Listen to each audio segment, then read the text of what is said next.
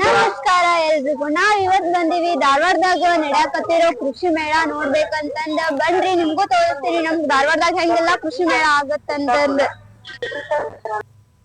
ನಾವೀಗ ಒಳಗೆ ಬಂದ್ವಿ. ಇಲ್ಲಿ ನೀವು ನೋಡಾತಿದ್ದ ಹೋರಿ ಮತ್ತು ಎತ್ತುಗಳ ಇಲ್ಲಿ ವಿವಿಧ ರೀತಿಯ ಒಂದು ಎತ್ತು ಮತ್ತು ಹೋರಿಗಳನ್ನ ಪ್ರದರ್ಶನಕ್ಕೆ ಇಟ್ಟಿದ್ರು. ಒಂದೊಂದು ಮಾರಕ್ಕೆ ಕೂಡ ಇಟ್ಟಿದ್ರು. ಇಲ್ಲಿ ಯಾವ ಥರ ತಳಿ ಅಂತಂದು ಎಲ್ಲಾನು ಕೇಳೋಕ್ಕಾಗಲಿಲ್ಲ. ಸೊ ಯಾವ್ದಾರ ಒಂದು ಕೇಳಬೇಕಂತ ಅನ್ಕೊಂಡು ಬಂದೆ. ಇದ್ರ ಬಗ್ಗೆ ಕೇಳೋಣ ಬರ್ರಿ. ಹೆಚ್ಚಿನ ಪಿಪಿ ಹೊತ್ತು ಬಿರು ತಗೊಂಡಂತ ಹೋರಿ ಇದು.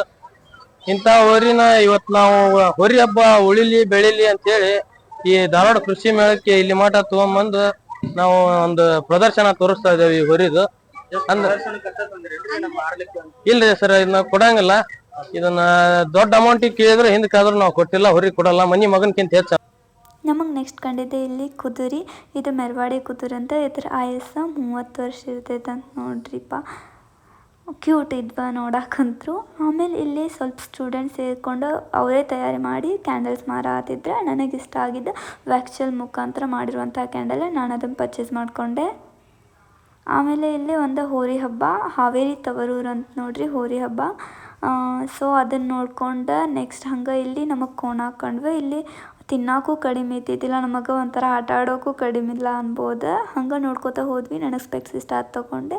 ಆಮೇಲೆ ಇಲ್ಲಿ ರೈತರಿಗೆ ಹೆಲ್ಪ್ ಆಗುವಂಥ ವಸ್ತುಗಳಿಗಿರ್ಬೋದು, ಕಟಾವು ಮಿಷನ್, ಈ ಥರ ಅನೇಕ ರೀತಿ ಮಿಷನ್ಸ್ಗಳು ಇಲ್ಲಿ ಇದ್ವು. ನೋಡ್ತಿರ್ಬೋದು ನೀವು ವಿಡಿಯೋದೊಳಗೆಲ್ಲ. ಈ ಥರ ಒಂದು ಕೃಷಿ ಮೇಳ ನಮ್ಮಲ್ಲಿ ಆಗುತ್ತೆ. ಇಲ್ಲಿ ಒಂದು ಜಾತ್ರಾ ಐಟಮ್ಸ ಮಾರಾತಿದ್ರು. ಒಂದು ಜಾತ್ರೆ ಟೈಪ್ ಇತ್ತು ನಮ್ದು ಕೃಷಿ ಮೇಳ. ನೋಡೋಕೆ 2 ಕಣ್ಣು ಸಾಲದ್ರಿ, ಅಷ್ಟು ಚಲೋ ಇತ್ತು. ಅಂದರೆ ಇಲ್ಲಿ ರೈತರಿಗೆ ಸಹಾಯ ಆಗಲಿ ಮತ್ತು ಅವ್ರಿಗೆ ನಾಲೆಜ್ ಬರಲಿ ಅಂತಂದು ಇದನ್ನು ಮಾಡ್ತಾರಂತವ್ರು. ವರ್ಷ 2 ಟೈಮ್ಸ್ ಏನೋ ಇರ್ತೈತಿ ಇದು ನಮ್ಮ ಧಾರವಾಡದೊಳಗೆ. ಆಮೇಲೆ ನಮಗಿಲ್ಲಿ ರೇಷ್ಮೆ ಹುಳುಗಳ ಬಗ್ಗೆ ಒಂದು ಇನ್ಫಾರ್ಮೇಷನ್ನ ಕೊಟ್ರಿ. ಅಂದ್ರೆ ಅದದ ಫಸ್ಟ್ ಸ್ಟೇಜ್ಲಿಂದ ಲಾಸ್ಟ್ ಸ್ಟೇಜ್ವರೆಗೂ ಹೆಂಗಿರ್ತೈತಿ ಮತ್ತು ಅದನ್ನು ಯಾವ ಥರ ಮಣ್ಣಲ್ಲಿ ಬೆಳಿಬೇಕಂತಂದು ನಮಗವ್ರು ತಿಳಿಸ್ಕೊಟ್ರೆ. ಇದನ್ನು ರೈತರಿಗೆ ತಿಳಿಸ್ಕೊಡ್ಬೇಕಂತಂದು ಅವ್ರು ಮಾಡತ್ತಾರ. ಬಿಕಾಸ್ ಇದು ಅತಿ ಹೆಚ್ಚು ಲಾಭದಾಯಕ ಒಂದು ಬೆಳೆ ಆಗೈತಂತ. ಅದಕ್ಕೆ ಅವರು ಇದನ್ನು ತೋರ್ಸಾತಿದ್ರು ಜನಗಳಿಗೆ.